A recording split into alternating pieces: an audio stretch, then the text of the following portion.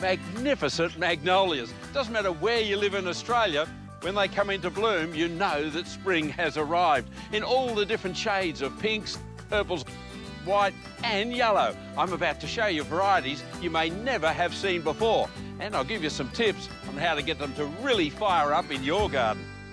The magnolia you might be most familiar with is Solangiana, with its iconic pink and white flowers. They are the first to bloom across Australia, and what a showstopper. And just as you think the late winter magnolias are finishing and it's all over, then the hybrids take over. And this is what we call in horticulture a colour break, something completely new that we've never seen before. Vulcan, look at the colour. It starts out as this sort of beautiful sort of tulip shape and then explodes into this fabulous flower. Look at these ones here. It's really breathtaking. I've never seen anything like Vulcan. It really is quite an incredible plant. Only grows to around about 4 to 5 metres and a lovely rounded shaped tree. Over the years, the flower colour gets more intense and the plant just gets bigger and bigger.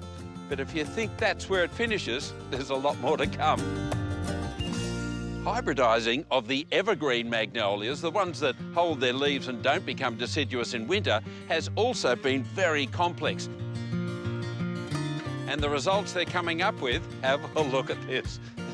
Unbelievable. This is one of the fairy magnolias, and they've got evergreen foliage, as I mentioned, but look at the flower production. It is quite spectacular.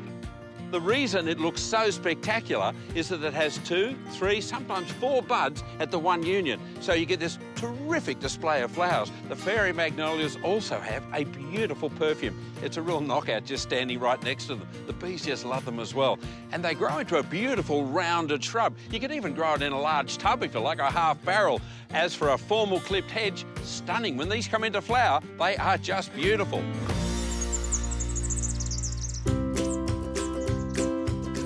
And then the big daddy of them all, Magnolia Felix. Look at the size of the flower. Even the bud is enormous. And this beautiful tulip eventually explodes open. Again, that same beautiful hot pink on the inside and the outside. It's a stunning hybrid. Black tulip, just look at that. It's just like a black tulip flower. It's quite a tight bud, but the most intense, deep purple of any magnolia on the market at the moment.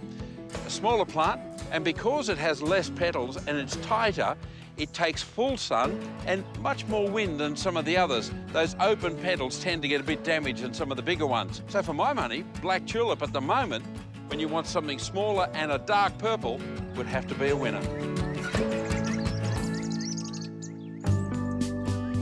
When it comes to magnolias, they're not only incredibly beautiful, they're also very low maintenance.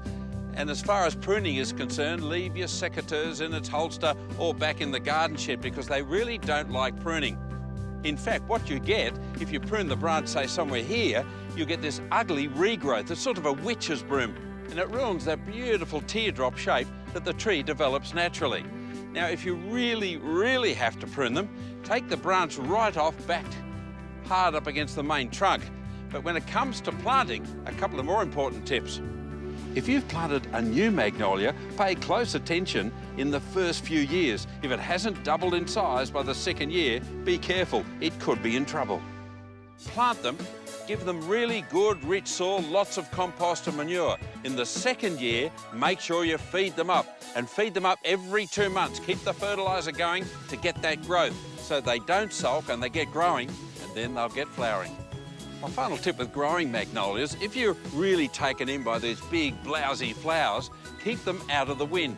Protect them with the house, a fence or some other trees because they get easily damaged. Magnolias always were spectacular, but the plant breeders around the world have taken the new hybrids to a totally new level.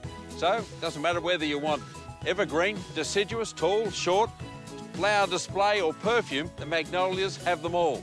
The biggest problem you have is deciding which ones you want.